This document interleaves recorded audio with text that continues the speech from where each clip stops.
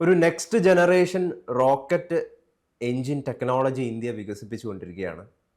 ഇത് 2029 പ്രാബല്യത്തിൽ വരുമെന്നാണ് നമുക്ക് അറിയാൻ കഴിയുന്നൊരു കാര്യം.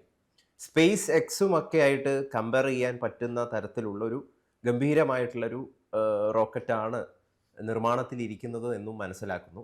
എന്തൊക്കെയാണ് കൂടുതൽ വിശദാംശങ്ങൾ?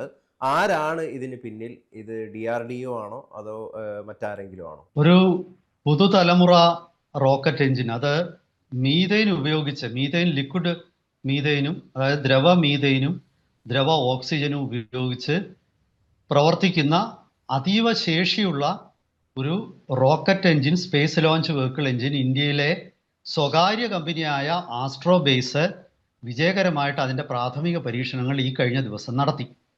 ISROയും ഇത്തരത്തിലുള്ള ഒരു എഞ്ചിൻ്റെ വികസനത്തിൽ ഏർപ്പെട്ടുകൊണ്ടിരിക്കുകയാണ്. അപ്പം ഞാനിപ്പോൾ മുഖ്യമായിട്ടും ഇപ്പോൾ ഈ ആസ്ട്രോബേസിൻ്റെ പ്രവർത്തനത്തെക്കുറിച്ചാണ് സംസാരിക്കാൻ പോകുന്നത്. കാരണം ഈ കഴിഞ്ഞ ഏറ്റവും ഒടുവിൽ വാർത്തകളിലേക്ക് എത്തിയത് അതാണ്.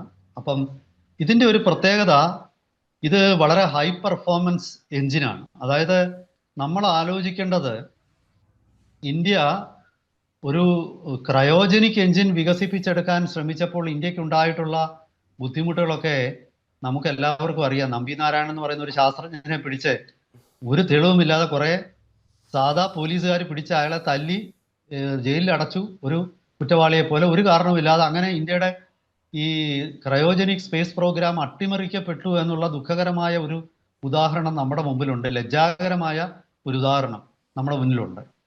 അങ്ങനെയുള്ള ഇന്ത്യയിൽ ഇത്തരം ഒരു കണ്ടുപിടുത്തം ഇപ്പോഴും നമ്മൾ ഈ സെമി ക്രയോജനിക് എഞ്ചിൻ എന്ന് പറയുന്ന എഞ്ചിൻ ഇതുവരെ നമുക്ക് വികസിപ്പിക്കാൻ പറ്റിയിട്ടില്ല. പരീക്ഷണം ഇപ്പോഴും ISRO നടത്തുന്നേ ഉള്ളൂ. അതായത് ലോകത്തിൽ ഇപ്പോഴുള്ള ഏറ്റവും ശക്തിയേറിയ എഞ്ചിനാണ് സെമി ക്രയോജനിക്. അപ്പോൾ ഈ വരും തലമുറയുടെ ഏറ്റവും ശക്തിയേറിയ എഞ്ചിൻ അപ്പോൾ എങ്ങനെ ഇന്ത്യ വികസിപ്പിക്കും എന്നൊരു ചോദ്യമുണ്ട്. പക്ഷേ ഇന്ത്യ ഒരേ സമയം ഈ പറയുന്ന സെമി ക്രയോജനിക്കും മീഥൈൻ പ്രൊപ്പല്ലന്റ് റോക്കറ്റ് എഞ്ചിനും വികസിപ്പിക്കുകയാണ്. മീഥൈൻ പ്രൊപ്പല്ലന്റ് റോക്കറ്റ് എഞ്ചിൻ്റെ വികസനത്തിൽ ഒരു സ്വകാര്യ കമ്പനിയായ ആസ്ട്രോബേസ് മുന്നേറുന്നു എന്നുള്ളത് വളരെ ശുഭകരമായിട്ടുള്ള ഒരു വാർത്തയാണ്. കാരണം എല്ലാത്തിനും സർക്കാർ കാര്യം മുറ പോലെ എന്നാണ് നമ്മുടെ നാട്ടിൽ. അപ്പോൾ സർക്കാർ കാര്യമല്ലാതെ സ്വകാര്യ മേഖല ഈ ശാസ്ത്ര സാങ്കേതിക രംഗത്തേക്കൊക്കെ കടക്കുമ്പോൾ അവിടെ ഒരുപാട് വ്യത്യാസങ്ങളും ഈ പറയുന്ന കുപ്പിക്കഴുത്തുകളും ഒക്കെ ഇല്ലാതാക്കിക്കൊണ്ട് ടൈം ബൗണ്ടായിട്ട്, അതായത് ഡെഡ് ലൈനുകൾക്കുള്ളിൽ, നമ്മുടെ നാട്ടിലെ ആൾക്കാർക്ക് ഈ സമയക്ലിഷ്ടത അത്ര പാലിക്കാൻ ബുദ്ധിമുട്ടാണ്. ഇവിടെ അതല്ല.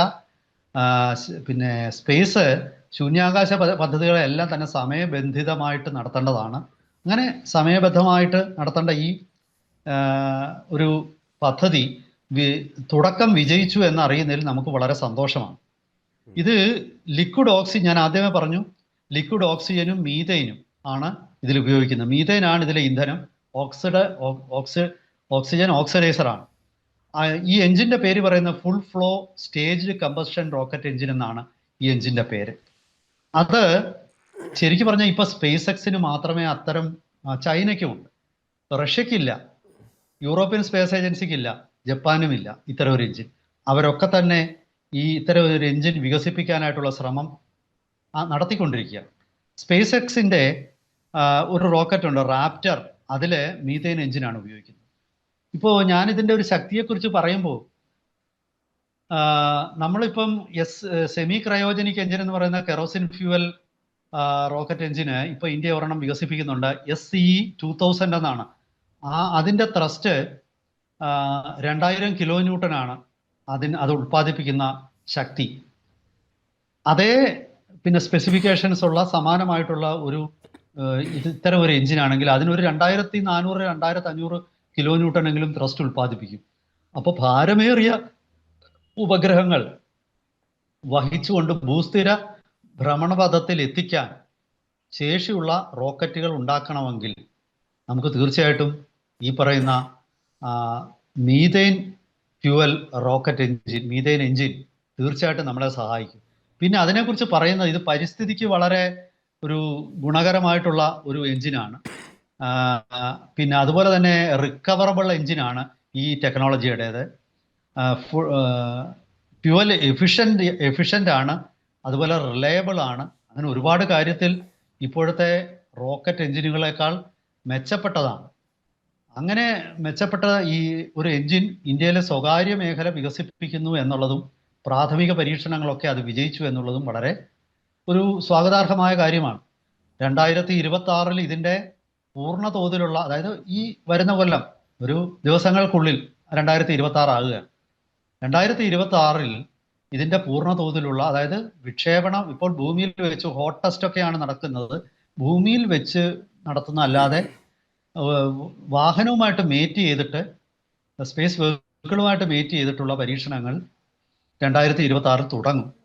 അങ്ങനെ തുടങ്ങി 2029 ഇതിൻ്റെ ഈ മീഥേൻ എഞ്ചിൻ ഉപയോഗിക്കുന്ന റോക്കറ്റിൻ്റെ ലോഞ്ച് വെഹിക്കിളിൻ്റെ ആദ്യത്തെ ലോഞ്ചിങ് നടക്കും എന്നാണ് ഇപ്പോൾ പ്രതീക്ഷിക്കുന്നത്.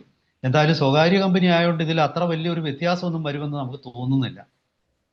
നമ്മുടെ ഈ പിന്നെ ബഹിരാകാശ മേഖലയിൽ സംഭവിച്ചുകൊണ്ടിരിക്കുന്ന വലിയ മാറ്റങ്ങളുടെ ഒരു എന്താണ് അതിൻ്റെ ഒരു സൂചനമാണിത്. ഇപ്പോൾ ഈ PSLV എന്ന നമ്മുടെ ഈ പിന്നെ ലോ എർത്ത് ഓർബിറ്റ്, ലിയോ എന്ന് പറയുന്ന ലോ എർത്ത് ഓർബിറ്റിലോട്ട് ഉപയോഗിക്കുന്ന ലോഞ്ച് വെഹിക്കിള് സ്വകാര്യ മേഖല അത് ഉപയോഗിക്കാൻ ഇപ്പോൾ അവർക്ക് അനുവാദം കൊടുത്തു കഴിഞ്ഞു.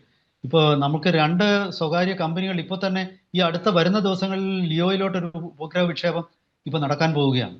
അപ്പോൾ ചുരുക്കി പറഞ്ഞാൽ പല മേഖലകളിലും അതായത് ടെക്നോളജി, PSLVയുടെ ടെക്നോളജി HALനും മറ്റൊരു കമ്പനിക്കുമായിട്ട് കൈമാറി കഴിഞ്ഞു.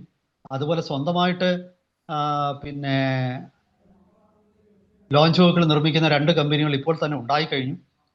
അതുപോലെ സെമി ക്രയോജനിക് എഞ്ചിൻ സ്വന്തമായിട്ട് ഒരു കമ്പനി ഇവിടെ ടെസ്റ്റ് ചെയ്തെല്ലാം വിജയകരമായിട്ട് ടെസ്റ്റ് ചെയ്ത് കഴിഞ്ഞിരിക്കുന്നു. അതും സ്വകാര്യ മേഖലയിലാണ്. പക്ഷെ അത് ചെറിയ എഞ്ചിനാണ്. ISRO അതിൻ്റെ ഏറ്റവും ശക്തിയുള്ള ഒരു വെർഷനാണ് ഉണ്ടാക്കാൻ ശ്രമിക്കുന്നത്. അപ്പം ഞാൻ പറഞ്ഞു വരുന്നത് നിർണായകമായ നേട്ടങ്ങളാണ്. ഉപഗ്രഹ വിക്ഷേപണ വെഹിക്കിൾ, ഉപഗ്രഹങ്ങൾ നിർമ്മിക്കാൻ ഇപ്പോൾ തന്നെ ധാരാളം സ്വകാര്യ കമ്പനികൾ ഇന്ത്യയിൽ ഉപഗ്രഹങ്ങളുടെ ഭാഗങ്ങൾ നിർമ്മിക്കുന്നുണ്ട്. അപ്പോൾ ചുരുക്കി പറഞ്ഞാൽ സ്പേസിൻ്റെ മേഖലയിൽ അമേരിക്കയിൽ ഇപ്പോൾ നിലനിൽക്കുന്ന ഒരു സമ്പ്രദായത്തിലേക്ക് കാര്യങ്ങൾ മാറുകയാണ്. റിസർച്ച് ആൻഡ് ഡെവലപ്മെൻറ്റിലായിരിക്കും ISRO മുഖ്യമായിട്ട് ഊന്നാൻ പോകുന്നത്. നിർമ്മാണത്തിലും വിക്ഷേപണത്തിലുമൊക്കെ സ്വകാര്യ കമ്പനികൾ ഉൾപ്പെടെയുള്ളവർക്ക് ഒരുപാട് അവസരം വരികയാണ്. ഇന്ത്യ ഈ റോക്കറ്റ് ലോഞ്ചിങ്ങിൻ്റെയും ഉപഗ്രഹ വിക്ഷേപണത്തിൻ്റെ ഒരു ഹബ്ബായിട്ട്, ലോകത്തിൻ്റെ തന്നെ ചെലവ് കുറഞ്ഞ രീതിയിലും സുരക്ഷിതമായ രീതിയിലും ഇത് വിക്ഷേപിക്കാനുള്ള ഒരു ഇടമായിട്ട് ഇന്ത്യ മാറുകയാണ്. വരും ദിവസങ്ങളിൽ കൂടുതൽ അപ്ഡേറ്റ്സ് വരുമ്പോൾ നമുക്ക് അത് വരുന്ന മുറയ്ക്ക് നമ്മുടെ പ്രേക്ഷകരിലേക്ക് എത്തിക്കാം.